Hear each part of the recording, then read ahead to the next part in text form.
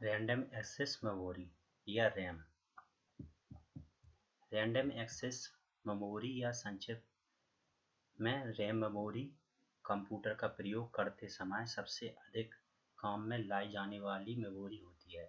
इस मेमोरी में प्राइमरी या प्राथमिक मेमोरी या मेन मेमोरी भी कहा जाता है। इस मेमोरी में सूचना या डाटा निर्देशों को पढ़ा या लिखा जा सकता है। कंप्यूटर को जो भी डाटा सूचना या निर्देश किए जाने की अवस्था में अथवा कंप्यूटर में विद्युत प्रवाह रोक दिए जाने पर इस मेमोरी में लिखा समस्त डाटा नष्ट हो जाता है, अतः इसे वोलाटाइल या अस्थायी मेमोरी भी कहा जाता है।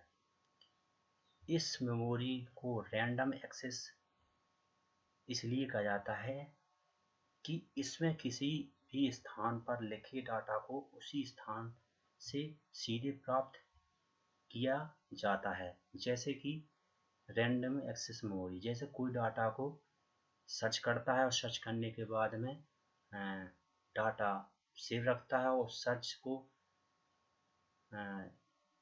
दूसरी जगह फिर सर्च करते हैं तो डाटा पहले वाले डाटा को डिलीट कर देता है।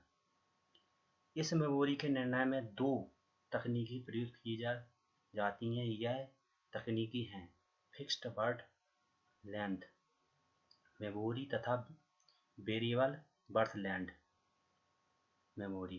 प्रथम प्रकार के प्रत्येक शब्द की लंबाई स्थिर होती है, जबकि दूसरी तकनीक में शब्द की लंबाई स्थिर न होकर परिवर्तनीय होती है।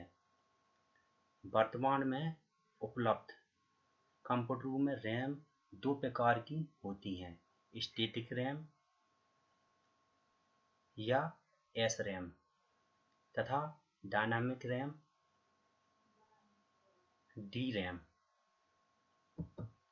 स्टैटिक रैम एसरैम में संचित किए गए आंकड़े स्थित रहते हैं। इस प्रकार की मेमोरी में बीच के दो आंकड़े मिटा दिए जाएं तो इस खाली स्थान पर आगे वाले आंकड़े खिसक कर नहीं आएंगे। फलस्वरूप यह स्थान जब तक प्रयोग नहीं किया जा सकता है जब तक कि पूरी मेमोरी को वाश करके नए सिरे से काम शुरू न किया जाए। डायनामिक रैम का अर्थ है गतिशील मेमोरी। इस प्रकार की मेमोरी में यह 10 आंकड़े संचित कर दिए जाएं और फिर उनमें से बीच के दो आंकड़े मिटा दिए जाएं तो उसके बाद वाले बचे सभी आंकड़े के रिक्त स्थान में स्वतः चले जाते हैं।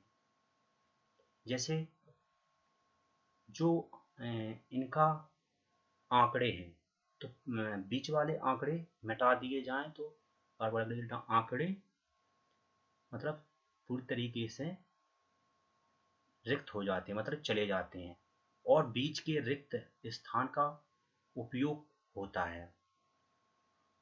अर्थात स्टैटिक रैम में मेमोरी स्थान एक बार प्रयुक्त किए जाने पर उन स्थानों को दोबारा उसी प्रोग्राम में प्रयुक्त नहीं किया जा सकता, जबकि डायनामिक रैम में प्रयुक्त की गई मेमोरी उपयोग के पश्चात रिक्त की जाकर उसी प्रोग्राम में पुनः प्रयुक्त की जा सकती है।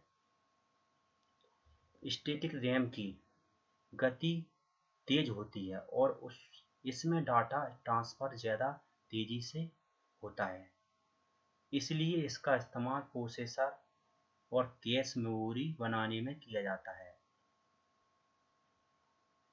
ये ज़्यादा क्षमता की नहीं होते और महंगी भी होती है। ये कम डाटा संग्रहित कर सकते हैं और उनका समय भी कम होता है। इसमें रिफ्रेशिंग सर्किट की ज़रूरत नहीं होती। डायनामिक रैम की गति स्टैटिक रैम की अपेक्षा कम होती है। इस प्रकार की मेमोरी को सामान्यतः मुख्य रूप मेमोरी में इस्तेमाल किया जाता है। ये अधिक डाटा को काफ़ी समय के लिए संग्रहित स्टोर कर सकती है। इस मेमोरी को बार बार रिफ्रेश करना आवश्यक होता है, इसलिए इसमें एक रिफ्रेशिंग सर्किट की आवश्यकता होती है। डायनामिक रैम कई तरह के होते हैं, जैसे आर डी जैसे R D RAM, dynamic RAM, S D RAM, D D R D RAM इत्यादि। पहले के कंप्यूटरों मैग्नेटिक कोर से बनी रैम प्रयुक्त होती थी, वहीं आजकल कंप्यूटर में रैम सेमीकंडक्टर पदार्थों से निर्मित होती है तथा एक चिप के रूप में होती है। इसे संक्षिप्त रूप में सिम या सिंगल इनलाइन मेमोरी या मॉडल कहा जाता है। इसे चित्र में दिखाया गया है। Memory modules SIM